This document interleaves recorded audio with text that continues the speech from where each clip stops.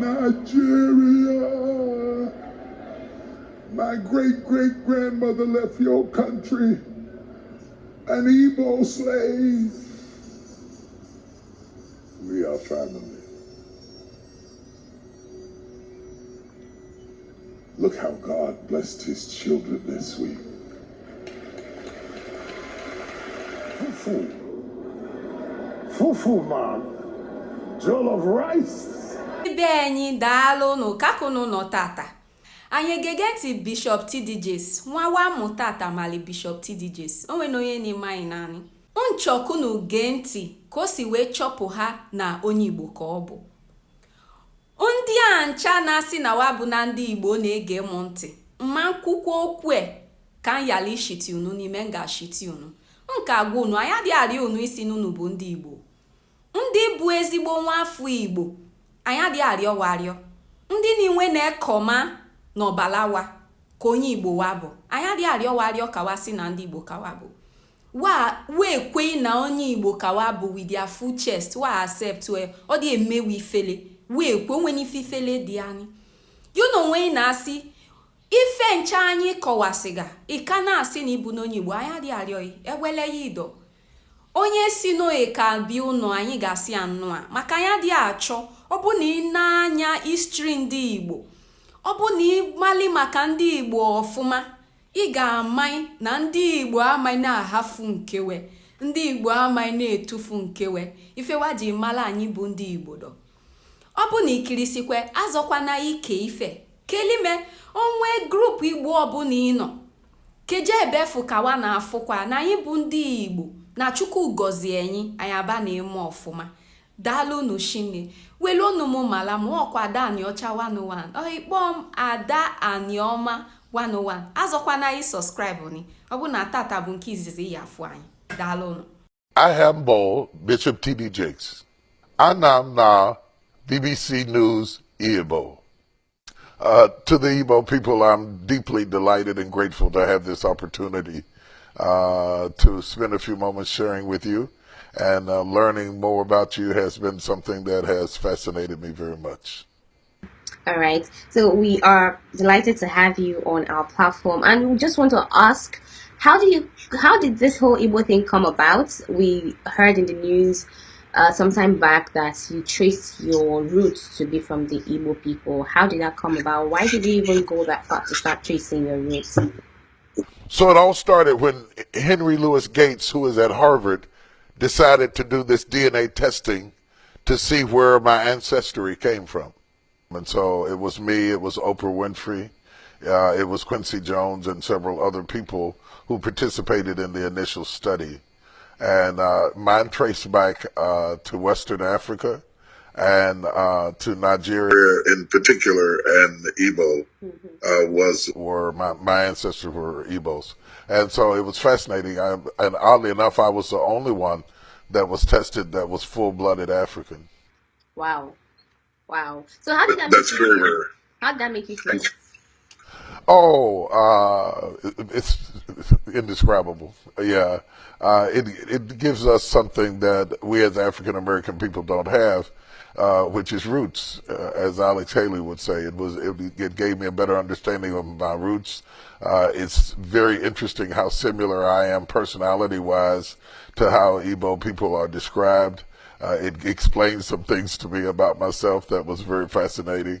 And my sons and my daughters have all started studying ancestry and about Igbos and about more and more about Africa as I like to say, close the middle passage and reconnect with our brothers and sisters from over there.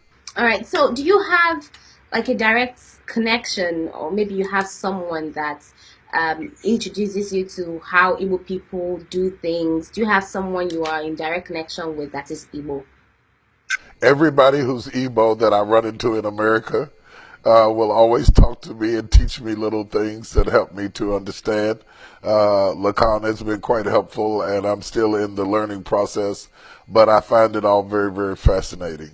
Great. So what's the most fascinating thing you have seen about Igbo people? I know you have done deep research on that. So what is it that you have found about Igbo people that you are happy about to be identified with them? Well, they're described as being hardworking and industrious, innovative, with a strong business acumen. I deeply relate to that. Uh, Upwardly mobile people, progressive in their thinking. It explained me to me. It's odd that I would have never that I was never born there, and yet I see so many traces of that. I've always been entrepreneurial. I've always had a strong business acumen. I've always been aggressive in business as well as in faith. And though I'm more well known over there for the faith aspect of it, I own several companies. I've always had my own resources, and it just explained the way that I think to me. Okay, so did you finding out that you are Igbo have any effects on you as a person and the way you do things? Did it have like any impacts on you? Well, my great grandmother was born a slave. She died when I was 10 years old, and so our family stories had passed down from the moments the boat landed, and this just confirmed what our family story had verbally and in writing form been passed down to us as well. I think it gives you it. It's hard to explain the hole that fills up to know a little bit more about where you came from. One of the terrible tragedies of the transatlantic slave trade is not just that we were taken from our home and from our culture and from our people and from our food, but we lost our history. And history, African American history, is taught over here from the times the boat landed. And then we assumed a name that does not define us. So Jakes is actually a German name, and it only signifies who owned my ancestors. So to reach beyond the boats and beyond the chains, and to touch a soil where I came from, and was in fact free, and to understand that my ancestors were something before they were a slave, is extremely gratifying, and really confirms why I have such fascination with the continent of Africa and always have. My whole house is decorated with African art. I always wanted to see what success looked like in my color. And in this country that growing up as a boy, that was a rarity.